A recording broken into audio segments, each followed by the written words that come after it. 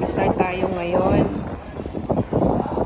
Bali, itong batang ito ay may kwento. Nandito ko ngayon sa Mindoro, Calapan. Ano po? Calapan, Mindoro to. San Jose Occidental. Ha? San Jose Occidental. San Jose Occidental, Mindoro. Okay. Anong pangalan mo ulit? Jadeline. Ha? Jadeline. Jadeline.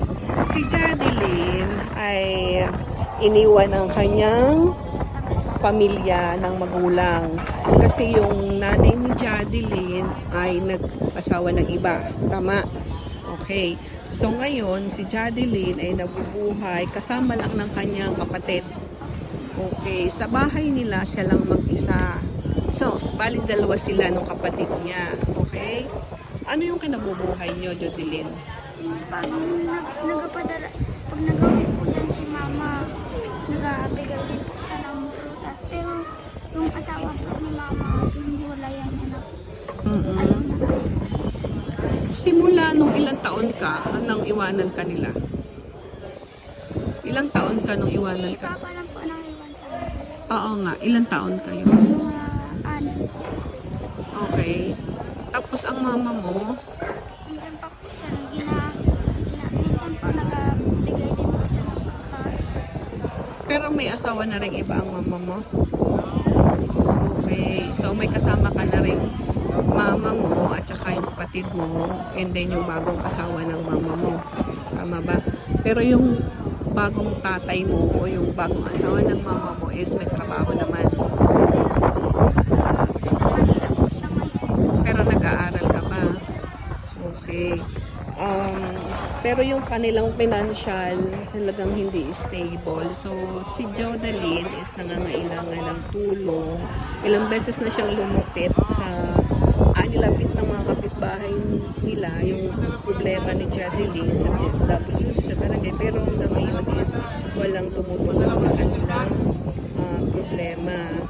So ngayon, gustong manawagan ni Jadeline na baka pwedeng may tumulong sa kanya para mabigyan siya ng assistance dahil gusto ni Jadeline na makapagtapos ng pag-aaral. Kaya nga lang, wala siyang pagkakataon dahil salat sila sa financial at wala namang pinapupunan ng kanyang magulang. Okay, Jadeline, sabihin mo, manawagan ka sa mga makakapanood dito sa video na to kung ano yung tulong na gusto mo hiliin sa kanila. Okay? Gusto ko pong makapagtapos ng pag-aaral. Tumingin ka dito sa camera na.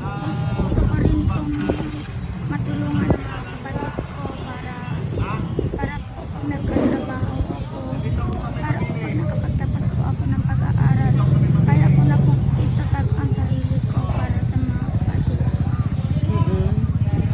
Gusto ko rin po makapagtapos para po pag nagkasakit po si mama, pag nagpagtrabaho ko, pag kailangan niya po ng gamot, may ibibili po ako ng kung sino po makakanood ng video na ito, please bigyan niyo po ako ng financial, bigyan niyo po ako ng tulong para gusto ko po ng asista na makakapagtapos ako ng pag-aaral. Okay. So, bali, ayan po yung panawagan ni Jadeline. Sana po magkaroon ng katugunan ang kanyang panawagan para naman po mabigyan natin ng tulong ang ating paslip na batang ito. Sa ngayon ay nandito sila naninirahan sa Occidental Mindoro at nananatili lamang siya sa kalinga ng kanyang ina na may asawa na rin bago at umaasa lang siya dito sa paghingi-hingi ng isda dito sa mga nagdadaong dito ng mga kanilang huli. Ayun. So, sana po magkaroon ng katugunan o magkaroon po ng mga tao na gustong tumulong sa kanya. Okay pa, thank you ka na.